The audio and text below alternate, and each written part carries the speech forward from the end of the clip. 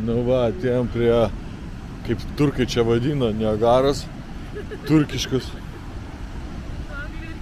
Tokių Anglijai tai pritvynė pilnai ir Škotijai ir Anglijai pilna.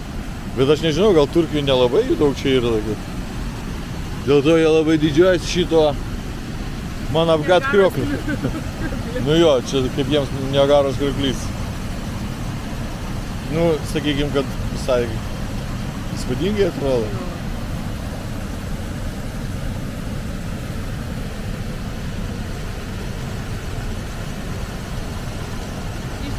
Ir kad yra medžiai, žinai, žali medžiai, viskas labai spūšų, dabar kaip išplikas, tai nemažai. Ir kad pamatyti va tą Niagaros krioklį reikia sumokėti žmogui svaras 22.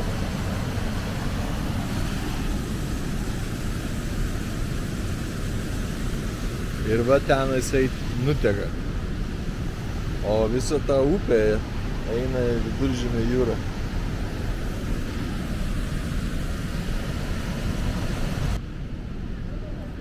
Mums taip atrodo su Raselė, kad iš mūsų paėmė pinigus, nors mes už turą sumokėjom. Bet dar už įėjimą čia paėmė. Ir Raselė sako, kad čia neturėjo jie paimti. Ir dar, jeigu nori tualetą, dar 1 euras.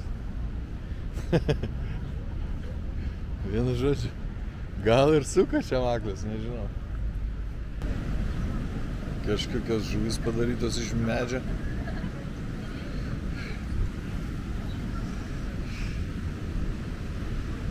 Meno kūrinys.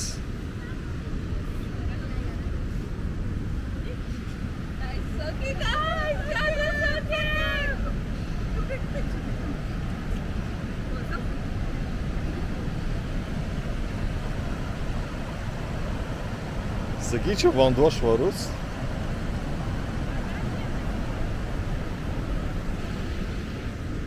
Čia jūrų arkliukus padarytas iš vėlgi kažkokių tai medžio liekanų.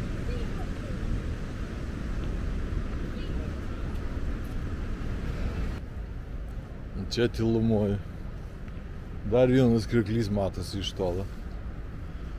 Toksai nelabai didelis.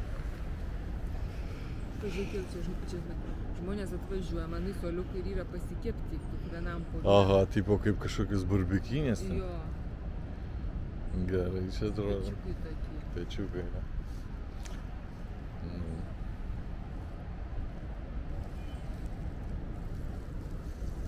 Nu va. Tipo Manavgat žymi vieta, krioklys. Nors po Anglijos man nelabai įspūdingas tas krioklys, tiesą sakant.